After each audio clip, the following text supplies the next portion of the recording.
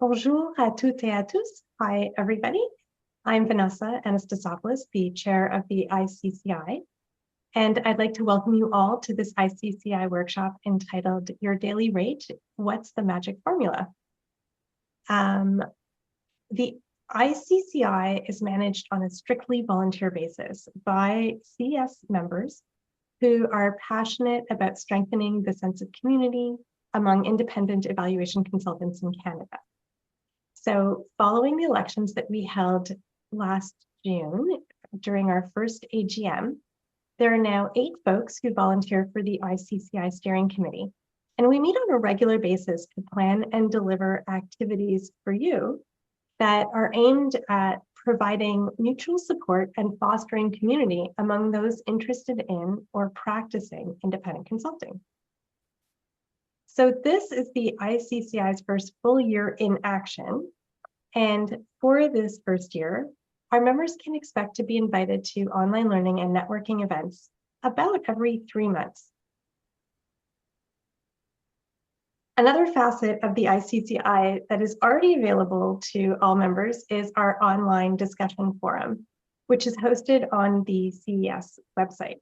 So this is a space for all ICCI members to post your questions related to independent consulting, to answer your peers' questions, and to learn from this ongoing online discussion.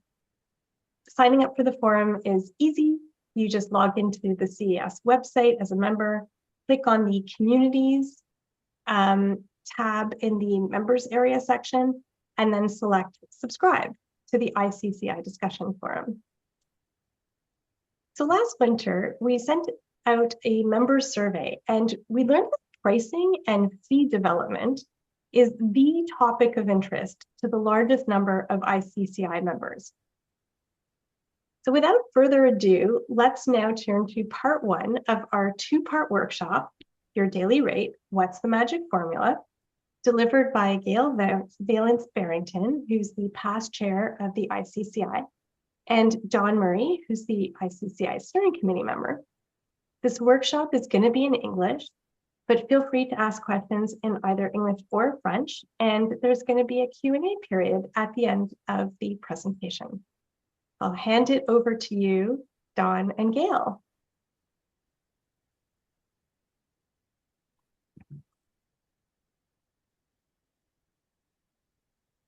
So I'll just start with the land acknowledgement. I live in Calgary, and in the spirit of reconciliation, I'll acknowledge that we live, work, and play in the traditional territories of the Blackfoot Confederacy, the Tsuut'ina, the Stoney Nakoda Nations, the Optimizuwak Métis government, Districts 5 and 6, and all people who make their homes in the Treaty 7 region of Southern Alberta.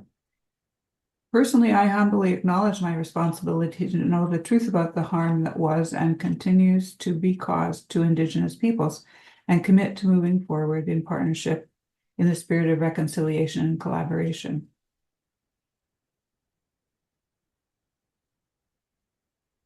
And I'm Don Murray, and I live and work in Kamloops. Kamloops is located on the Tk'emlúps Secwépemc territory, situated within the unceded ancestral lands of the Secwépemc Nation. I'm committed to establishing and supporting respectful relationships with First Nations, Inuit, and Métis. And a key aspect of this commitment is acknowledging the truth of Canada's history with Indigenous peoples and proactively working to change harmful behavior, attitudes, and policies. I'll just quickly introduce a bit more about my background, and then Gail can take it from there. I'm with Harry Cummington Associates. We're a small consulting firm based in Guelph, Ontario, but as I said, I'm currently living in Kamloops, BC, where we opened a second office in 2017. I've been working in the evaluation and research field as a private consultant independent consultant for almost 25 years, and I've been a credentialed evaluator for over 10 years. I've been involved as a project lead manager on over 80 major evaluation and research projects covering a broad range of sectors, including health, education, social services, finance, manufacturing, and natural resources. And with that, I'll hand it over to Gail. Oh, okay, let's go to the next slide. So I'm Gail Vallance Barrington, and Was an independent consultant for 35 years. I had my own consulting business, Barrington Research Group, here in Calgary, mainly focusing on education, post-secondary education, health and health services, and did, oh, I can't even tell you how many more, well over 130 projects and about 600 reports during that time. I also wrote a book on consulting, which is called Consulting Startup and Management, a guide for independent consultants and applied researchers, and it's available through Sage. And so I've done workshops for many years on independent consulting topics, and it's something that I just love to do and to share my experiences, good and bad, with others. So today we're going to, well, first to say this is a two-part webinar. So it's today and on Thursday as well. And you're going to have homework to do. So if you can scroll up to the top of the chat box, you'll see that Dawn has posted the worksheets, which we're going to be referring to today and on Thursday as well. So it'd be a great idea if you could download them. You're going to, when you click on it, then it takes you to where do you want to save this file. So you save it to your computer and then open it. So if you wouldn't mind doing that right now, that'd be great. So today we're going to work on worksheets 1, 2, and 3, which is, as you can see, why you need to have them. First of all, we're going to talk about your billable time, which is a very interesting concept. And so we'll get into that. And then there's a worksheet for you to calculate your annual billable time, which you can take away with you and work on tonight.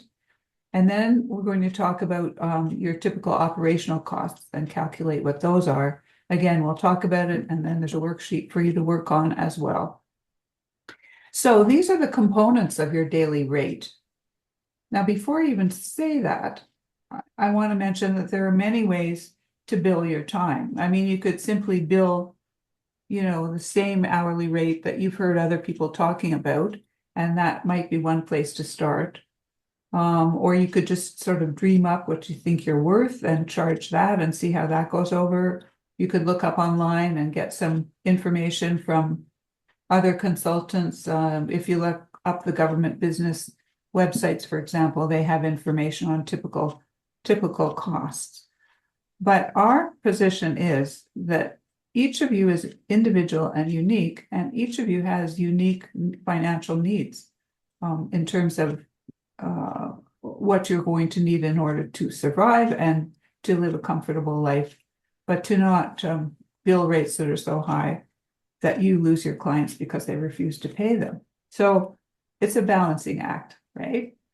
So today we're talking about your daily rate, and these are the components. First of all, billable time, and then operational costs, and those are our topics today. And we're going fairly slowly through these topics so that you will have time to really process them and to ask questions. And then on Thursday, we're going to talk about salary and profit, and then finally calculate what your daily rate would be based on the formula that we'll be building. Okay, so if you have a copy of worksheet 1, it would be a great time to take it out and have a look at it. So we're going to calculate your billable time because you don't work every day in the year. So how many days in the year do you actually work? And this is the process you can go through in order to do that. So first of all, we take how many days there are in the year and how many weeks and so on. Now you'll see worksheet 1. Are you all right if I'm now talking about the worksheet? You've got the worksheet and we can go forward. Is everybody cool? Yes, thank you. Okay. So you'll see that it's broken down into the item and then the number of weeks and then the number of days. So with 52 weeks in the year, we only have to begin with a base of 260 weekdays because I'm assuming that you are not regularly going to be working on your weekends. Now, of course, you will work on weekends when you have a deadline and you're pressured and so on, but we're not going to calculate that into our formula because there are really important mental health issues and family requirements that you need to meet as well. And you need to be able to organize your work life so that you have a balance and you have time off. So considering that we're starting with 260, we also want you to be able to take a vacation. I mean, you're looking at this as a long-term career. You need to be able to get away every year for a while. And this is 4 weeks, which you could, of course, and probably will split up. I usually took two weeks at Christmas and then 2 in the summer, and tried to go someplace every year so that I got out of town. Then when you think about stat holidays in Canada, there's basically one every month. And so it more or less breaks down to about 10 days of holidays that are national holidays or provincial holidays and so on. Now, you need to be healthy. So you should be, working out and taking your vitamins and eating your Wheaties and so on, because we're only giving you 1 week to be sick. Now, especially in the year that we had COVID, for the 2 years, most of us were probably sick longer than that. But this is theoretically what we're looking for. So when you take all that into account, we only have 45 weeks in the year, and then that's 225 days. But you need to run your business, and you need to generate work, find projects and contracts. So as an independent consultant, it's typically suggested that it's probably going to take you about 10 weeks out of your year for business, research, marketing, writing proposals, and really basically looking for work, which isn't really that much. It's about a week a month, more or less, that you're going to be marketing. And of course, marketing is the lifeblood to your work, because it all depends on you. It's not like you have a boss who's going to put it on your desk and say, here, do this. You've got to find it, which is, of course, one of the reasons we love consulting, because you never know what's going to crop up next, and it makes life so much more interesting. But you need to learn how to market successfully so that you have a constant stream of projects coming in, and in some kind of a regular manner. Now, you also need to manage your business itself. And so you're going to have to send out your invoices. You have to pay your bills.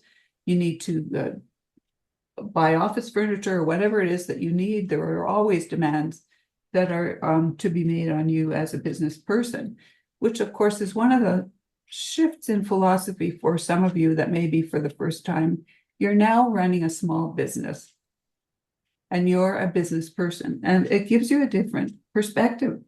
And so when you're reading the paper or looking at the news online, you will suddenly notice that business news is much more interesting than it used to be, because you are part of the business world. Okay, so the first thing is, what is your available time? When we take all of this into account, you've got 160 billable days. Now, remember, of course, this is theoretical, but this is your baseline where we know you're starting from. And so that's 38 weeks or 160 days.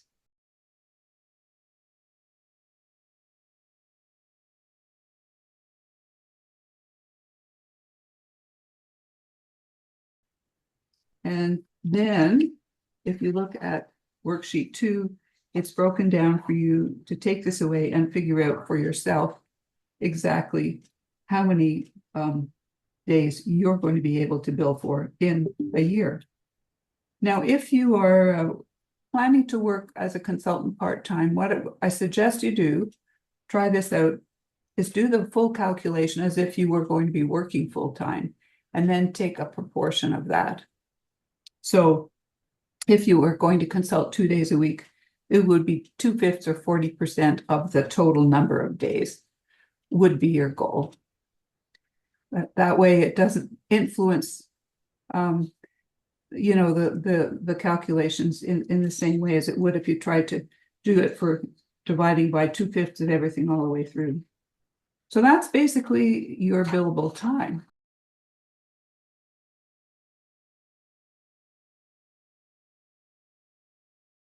When you start from zero, you need to find out well, for one thing, who are your competitors? And this takes a lot of sort of subtle work in terms of asking people questions, taking people to lunch, finding out what's going on, who's also in independent consulting. You may have run into them, when you go to CES events, for example, which is a good reason why you ought to be active in your provincial chapter. So that's one place to start, but there's a lot of information on how to run a small business. And in the States, the Small Business Administration has a terrific website, and the Government of Canada also has lots of information, which you need to start researching, reading up on, and buying books and reading information about managing a small business and how to be how to market and so on. There's just tons of information to try to understand in the end who your market is going to be. You need to be able to narrow things down to match your skills with what the demands are in the marketplace. And that takes a lot of time and thought. Do you factor in the time to complete an RFP? Well, that's part of the marketing, yes. Definitely. So it's going to be an ongoing part of your work, not just this year, but every year you will be. Don just told me this morning he's working on 2 RFPs right now. It never stops. And so there will always be time put aside for marketing. Now, this isn't in this webinar, but another thing you should be doing is keeping track of your time. And so you're able to assess how much time you're spending on each project. Okay. For marketing and research, admin, etc., this may vary by week rather than be an actual week or day allotted to this. Yes, absolutely. Although there are some things I've always found have to be attended to first thing in the morning. When you come and sit down at your desk, the first thing I always did was make sure that I read all my emails and paid all my bills, and kept very close watch of my cash flow. And cash flow is yet another topic, which we definitely need to talk about another time, managing cash flow. Anyway, so let's move on from that. Once you have your available time and then you work out your billable time, you're ready to move on. And I'm going to turn it over to Dawn to talk about operational costs. All right, thanks, Gail. So really in this next component, we do want to sort of have a quick look at the different types of operational costs that you are likely to encounter with your small business, and that you ultimately need to factor into your daily rate calculation. Some of these costs will be fixed. These are expenses that will remain consistent regardless of the volume of work that you take on. So this included things like office rent, utilities, insurance. These are fixed items, typically known items at a known rate that have to be paid out every month or on an annual basis, compared to your variable costs, which are expenses that can fluctuate depending on the type and the volume of the work that you're undertaking. So certain office expenses may go up or down, advertising costs, even professional development in terms of where you want to and how much you want to invest in that kind of activity. This part of the presentation all relates to worksheet 3, and when you open that up, you'll see that it has all the items I'm going to present listed, without also some under major headings and then some minor headings as well. So I'm just going to talk through some of these costs. Also to keep in mind that this presentation isn't covering what I would call startup costs. So these are costs that would ultimately need to be part of your overall budget. They tend to be one-time costs or items that have a long shelf life. For example, your business registration, that's a one-time fee. And then certain equipment like computer, office furnishings, even your initial website development, you might consider that to be a part of your sort of startup cost to get going. We're not covering that in detail. This is sort of, once you are up and operating, these are the sorts of costs that you're going to have to keep in mind as sort of from month to month, having a look at it, making sure that are being looked after. So starting with office rent and utilities, this is sort of a depends, right? Are you actually in a situation where it's necessary for you to go out and rent office space because it's not practical for you to work from home, right? There certainly are some cost savings if you're working from home, but it's not practical if you're not able to have a dedicated workspace at home. It needs to be a comfortable environment for you that you and your other family members respect, right? You need to have minimal distractions if you're working from home.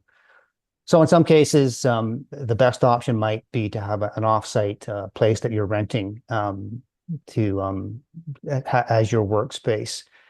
There are all sorts of issues that can take into consideration when renting space, location, whether it has certain utilities included or whether they're added on cost, is parking available. So when you're going out and looking for an office, you need to be mindful of what's included and what's not included in that price, because sometimes parking isn't always included. Sometimes utilities are an add-on. So you need to be mindful of asking those questions for you're looking for a space.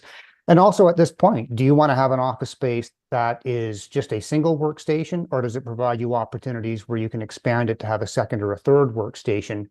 And you've got that sort of luxury ready for you if you want to take that next step. And then with the other thing I would say as well, you need to have a workspace where your information, whatever documentation associated with reports and so on, can be kept secure. Again, I said it needs to be a dedicated place where that your office work is separate from your domestic life. Office expenses include things like supplies, printing costs, postage, courier. Although interestingly, we rarely do have expenses that are related to postage and courier. Most of the information communication that we work with now is electronic. So that's certainly a cost that has gone down in years for us. And typically, even with printing, it's something that we would do internally for our own use. But when it comes to printing reports, even that has largely gone to an e-file format, where we're rarely, as a deliverable, expected to produce an electron or a hard copy report. Communication expenses relates to telephone and fax, cell phone, and internet cable. Again, a big change here I find is that we've moved away entirely from a landline and a fax. Almost never use fax these days, but certainly it is important to have a good cell phone and a robust cell phone package.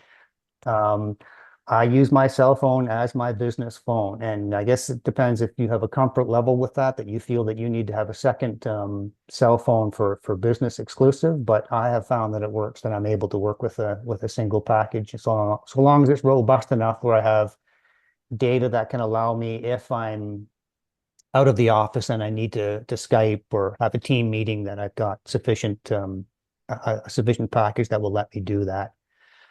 And then, of course, you need internet for your home package. Cable, not so much, but certainly internet. Under license renewals, this refers to a lot of the software elements that you'll likely need for running your business. So at a minimum, something like Office 365 and your antivirus protection.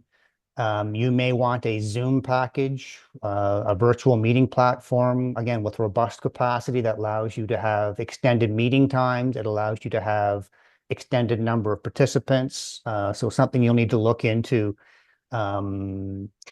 There might be that with an existing Teams program that's under Office 365, but it's worth shopping around to see what the different platforms offer, and if there's a package that offers something that is something that of greater preference to you. For me, I prefer Zoom because I got used to it during COVID. I'm comfortable with the system. I know where all the functions are, and every now and again I have to do. I work with Teams, but I have a personal preference with Zoom. But it's something for you to decide on if you want to sort of go out there and purchase some sort of an initial package.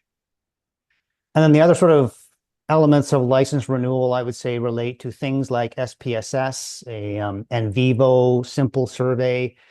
There's all sorts of different packages that you can get with these software applications. I encourage you, where it is an option, if they offer a monthly subscription, look at those options, because there can be significant or substantial savings if you're using it month to month as you need it, depending upon the project.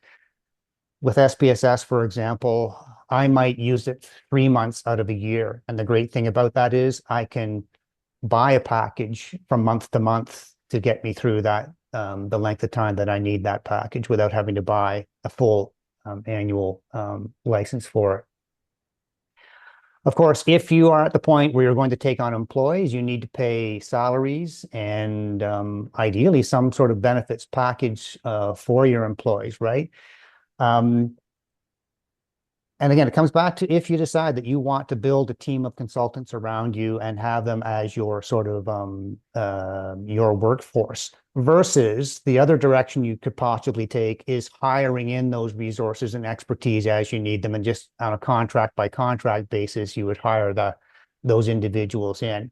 But once you take that step and you actually take on salaried employees, you have to keep in mind that you're also then stepping into the role of a human resource manager, right? And there are other responsibilities associated with that you're taking on that workload of hiring, onboarding, supervising, and retaining qualified personnel, and then ensuring that you have attractive wages and benefits, for recruitment and retention. I think, as Gail mentioned, you really need to have a sense of what the market is offering to be competitive and fair when you start moving in that direction with taking on salaried employees. Looking at having a health benefits package, typically an employer sponsored package would include medical, optical, dental, right? So there are various sort of packages out there, benefit packages out there for small businesses, and you should look at those, compare premiums and the types of benefits that are being included, and then pick the preferred options that you want with your or for your employees. The other important thing I would include here under this benefits piece is professional development, some form of a professional development allowance. So there can be a broad range of incentives that you can offer your employees, including covering annual membership fees for a professional organization like CES, and or covering registration fees for conferences and professional development events. So again, that's could be an entire webinar on its own talking about those types of things where we're getting into what you can do to attract and retain employees. Advertising is pretty crucial when starting your own little business. But there are initial costs sort of with the website hosting. And then, as I mentioned, I almost consider it a startup cost to get that white website initially running, and bringing in, if you feel that you're comfortable and you have adequate skill sets to build your own website, or bringing in external expertise to do that with you. Again, one of these things around how many hats do you want to wear? How many of these jobs do you want to take on? It might just be more cost effective to hire in the expertise to do that work for you. There's lots of sort of little firms out there that can assist you in this way in building out your website. So you really need to think about whether you want to take that on or bring in an expert to do that for you. But once you even have that website up, it needs to be a product that when someone lands on that page, it needs to look fresh. It needs to look like you've been paying attention to the material there, that it's updated, it's profiling your current activities and service information, and maybe even providing some testimonials from people who have used your service in the past. Other advertising activities, I see, for example, conference promotion and sponsorship opportunities as being quite relevant. So be it the provincial chapter or being at the national chapter, being aware of the different conference packages that are being made available where you can promote your business either in the program or through an information booth. If it's an in-person conference, look at those opportunities for advertising. I would also quickly mention that there's, in terms of a cost, think about charitable donations. The benefits of donating locally in your community or to a sector can be substantial, right? It helps you to connect you to your community, to the sector. It helps you build your network, and it helps to strengthen your business image and even your company morale. So think about charitable donations as part of an operational cost at some point. There are then the fees associated with maintaining your professional memberships. I'm currently a member with the Canadian Evaluation Society, but historically I have at some points points been involved as a member with the American Evaluation Association and also with the European Association as well. It has sort of I would say in my early years of consulting, I went broad and I belonged to all three associations. In more recent years, I've scaled that back to CES, even though I still follow the websites of the other two associations. I've scaled it back to just the Canadian Evaluations Society at this point. But it's something to keep in mind that that is a cost you need to be a part of your calculation.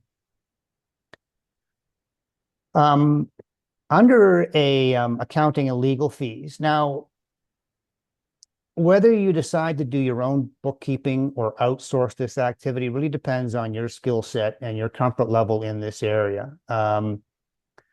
Once you get into, if you make that decision that you're going to take this on, you need to be mindful of that there's also the cost of purchasing and maintaining the accounting software license, right? I personally find it to be very helpful to have an accountant. But again, it really depends on your skill set in this area. I think you also need to consider, again, getting back to this piece about how many hats do you want to wear, right? It might be more cost effective to have an accountant look after your bookkeeping, your payroll, your tax details for a relatively small fee, which then enables you to focus more of your time on consulting activity. But again, it comes back to your comfort level with taking on that role. And you're going to have to sort of, read up on and be aware of proper accounting procedures and processes, right? So just something to think about whether you hire that work in or you try and take that on yourself. When it comes to legal fees, a lot of this for me really relates around having oversight over contracts.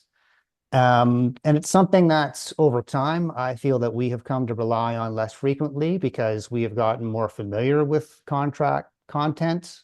We know what should be in a solid contract. We are aware of when we see a contract that is missing content that should be in there. So it might be something that in the early part of your independent career, you maybe rely on legal services to provide some overview or to review contracts, particularly if it's a complex contract, to make sure there's adequate, you're adequately covered in that contract.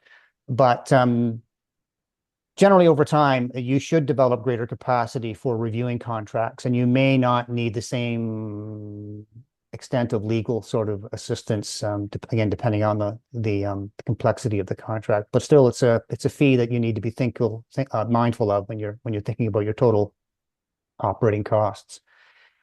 There are several insurance expenses you need to be aware of, starting with your personal health and life insurance. Again, this can vary depending upon the package. You should have some form of general liability insurance. So this protects you from lawsuits related to bodily injuries that might occur on your premises to either your customers or your employees. And sometimes this could be a specific requirement that is in a request for a proposal. So before you can actually get to a signed contract, you need to provide some sort of an assurance that you have general liability insurance in order for that contract to go forward. Similarly, it might be the case that it could be a requirement that you have commercial property insurance that covers the physical things that your business owns, like the furniture, other equipment, and this will cover the cost of repair and replacement. And then you should also have professional liability insurance, also known as errors and omissions insurance. So this protects professional service firms from claims of breach of professional services or wrongful business practices or even conflict of interest. One thing you may not need is workers' compensation. So this is a provincial insurance plan that provides employees with income if they experience injury or illness while at work. It's not required if you are self-employed. So you're not quite required to have it for yourself. And certain service industries, like certain consulting industries, are exempt from having to have this insurance, but you can voluntarily apply if you want to protect your employees. Again, it depends about your preferences, the features that you want to put in place for your workforce if you're going into a salaried employed situation. Other insurance might be automobile insurance. I've really discounted this. I so rarely use a motor vehicle for my work activities. For my personal use, I absolutely have to have it, but I don't have a business sort of specific vehicle.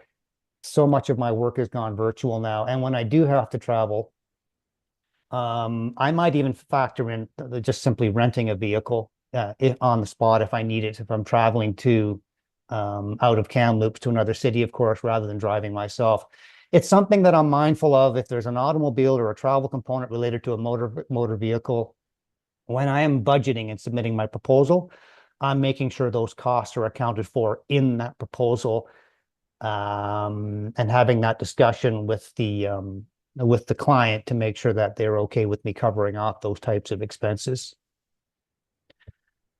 Business tax, or sorry, loans, lease payments, bank charges. So depends if you borrow money to start up your business. So this might be a part of the payback that you're doing to pay back that principal and interest if you have borrowed money to get the business going.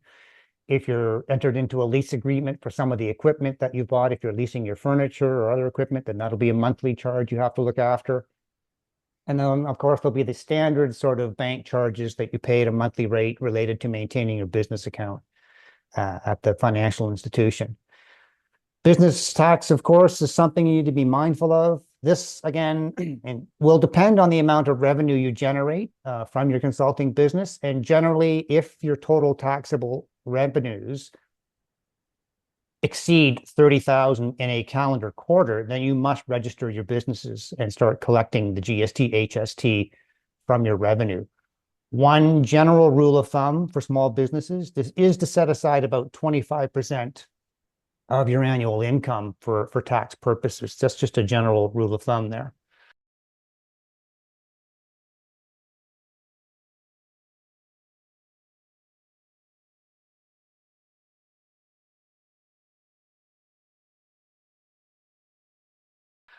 Other operational costs to consider are, as I mentioned, things like a motor vehicle. But again, it sort of depends on usage, depends on the project, how much you're going to need a motor vehicle for conducting your work. It's very project specific, I find.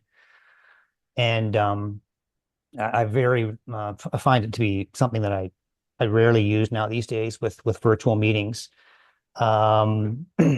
And so that if I do have expenses related to a motor vehicle, it's typically something that I invoice actual expenses and build it into my proposal, that there might be a cost element that I need to travel.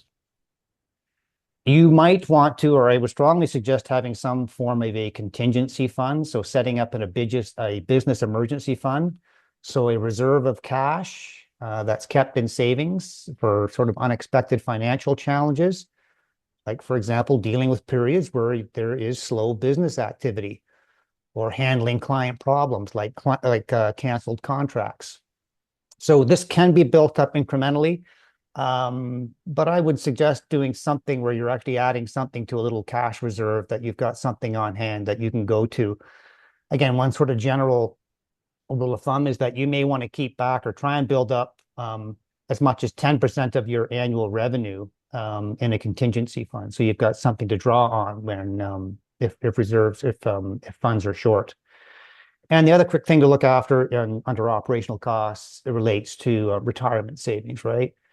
So setting aside some amount of funds for your retirement, and this will be dependent on a number of factors, but you should be looking at preparing a personal plan that takes into account your work projects, your lifestyle considerations, and any debts, as well as whether you currently have a pension plan, right? So it's worth talking with a financial planner, or at least researching your options around setting up some sort of retirement savings. Now, I just quickly mention that in the worksheet 3 that we've shared with you, it provides this itemized list and a much more detailed list in terms of breaking out headings and subheadings. It's not meant to be exhaustive, so there could be other costs that you may want to factor in there that are not sort of mentioned in a line item. For example, when you're looking at your office rental and utilities, you may have to include a line item around paid parking. It may not be included as part of what's covered under that office rental. And alongside those itemized costs, there are three other columns. So there's a column that identifies what that cost is on a monthly basis, and then also the roll up then into the annual cost. And even a checklist column where, is this an absolute necessary cost, or is this sort of something that is, depending upon the project, it may not be something that you need to worry about in this particular year. So just something to think about when you're going through that worksheet, that it's going to depend. Some of those costs are going to depend upon your personal preferences and the situation where, do you have access to a home office, for example, or no, you really do need to work outside the home, and then look at that, having an offsite workspace. So with that, yep, we'll move into the Q&A now. Oh, I just want to make a few comments. Yep. For those of you who are just starting out, it may feel like this is a huge amount of information, and you may feel that, well, basically that it's overwhelming, that you can't possibly be thinking about all these things at the same time. But I just want to assure you that it's kind of organic, and as your needs arise, you will discover ways to address them. So you're not going to start out tomorrow with all of this clearly locked into place. You're going to start out with what's absolutely essential and move outward from that. And now there were a couple of questions in the chat box, Dawn.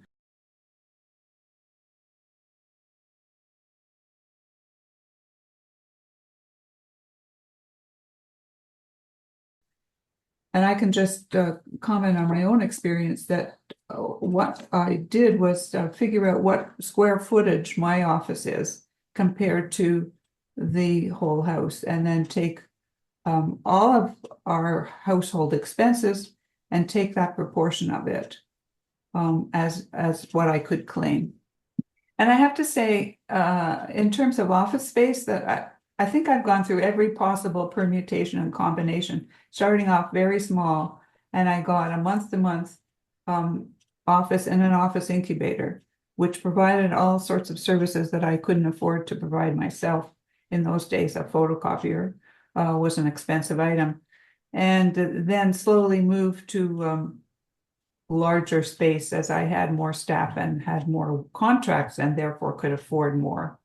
And then eventually, when I decided to downsize, I slowly shrank back, and here I am in my basement, where I've been for the last 5 years.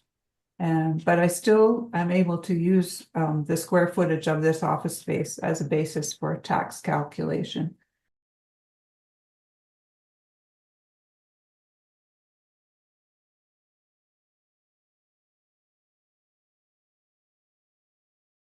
And there were several responses in the chat box, all suggesting, yes, go for the website because it gives you more professional credibility. Yeah, and I would agree with that. I mean, there's a whole webinar we could have on that, and I would say as well, LinkedIn is great for certain things. It's great for networking, absolutely. But your website is something that you have, once whoever lands on that website, that is all your material. I mean, you are showcasing your business, you're keeping it as fresh as you can. And I think it's sort of, it is your calling card. And we have had clients approach us through Google searches.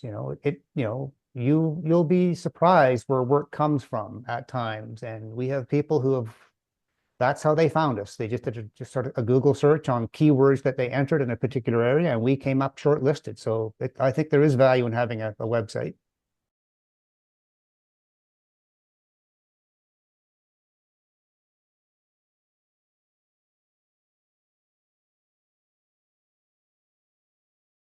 Now, this is something that's always a pain to do, but it is essential, because after we figure out, first of all, what's your daily rate going to be, and then you bid on a contract and you get it, and it has X number of days, you need to be able to track, indeed, how much time you actually spend on that contract. And if you're starting to get into an overload situation where you're working more time than you had contracted for, the implications that that's going to have on you and your business.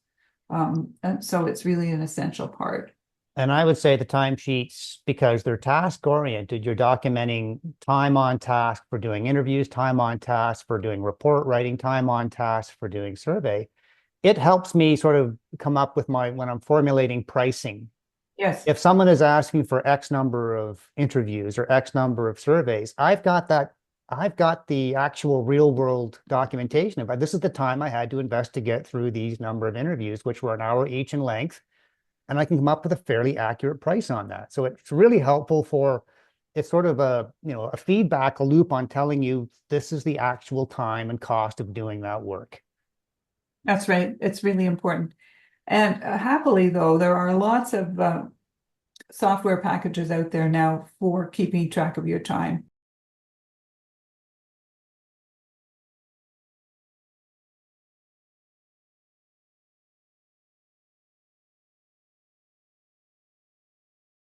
And, you can get it so you can enter on your phone, for example, as well, as on your computer. And it's really pretty easy in comparison, does all sorts of lovely graphs and so on. And someone mentioned that they had one federal government contract where they demanded to know your actual time on a project. So you never know what kind of demands like that will crop up. And so I would say always be careful. Try to be as safe as possible in terms of the way you manage your business. Keep your files organized, pay your bills, make sure you have insurance. And that's one other comment I want to make. I've seen it happen so often that people don't look into liability insurance, errors and emissions insurance is the same thing, until they get a contract in front of them. They worked so hard, they won the proposal, now they're going to do the project, and they read the fine print in the contract and it says, you have to have liability insurance. And so time and time again, I've seen it on the American evaluation listserv, somebody panicking and saying, I have to have insurance by tomorrow, in order to get this contract. So, save yourself the grief and start looking into it now. And typically it's easier to get liability insurance through some kind of a group that you may belong to. So for example, what I did for many years was I got it through the certified management consultants, because I was a certified management consultant.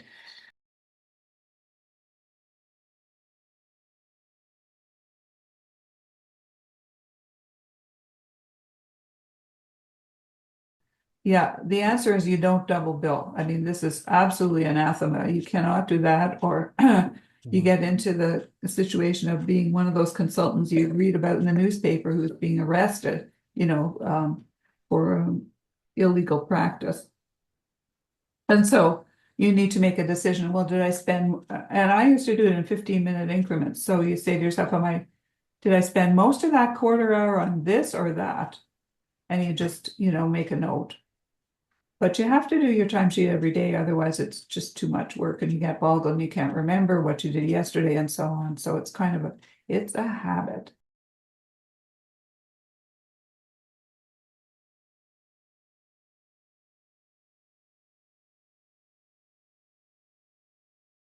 The nice thing about being independent, I find, is just that we can be flexible with how big or how small we want to be. And, there have been times within the history of the small business where we've had upwards of 5 full-time employees. There have been times when we've gone down to just 2 full-time employees. And at times we found it just makes more sense to hire in the work because we know it's only project specific. The work is going to run out in 6 months. And then here if you've brought on full-time employees, you're thinking about, okay, where's the next big project going to come from to keep those 4 or 5 people employed? So it's as I said, how many hats do you want to wear? Do you want to be a human resource manager? Do you want to be the bookkeeper, or do you want to hire someone in to do those tasks? So it's I would to me it's small steps versus sort of moving into a major expansion quickly, I would think. Yeah, I love subcontracting too. I mean, I've been both ways. I had a one time a staff of 20 and spent all my time, of course, managing them and not having any fun doing evaluations. So I managed to work my way out of that as quickly as I could. But when you hire a subcontractor, they have a specific skill that you need on this project.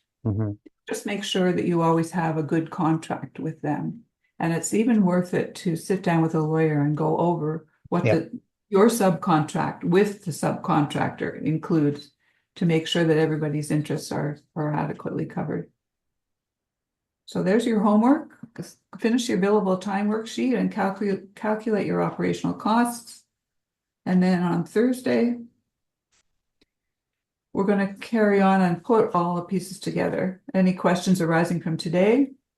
We're going to look at a rate calculation sample and then give you the worksheet to calculate your own rate and talk about feedback and questions and what kind of independent consultant training you think you'd also like to have, what webinars we can have in the future. We're just so thrilled that there's so much interest in Canada now from independent consultants in evaluation who want to get together and share our experiences.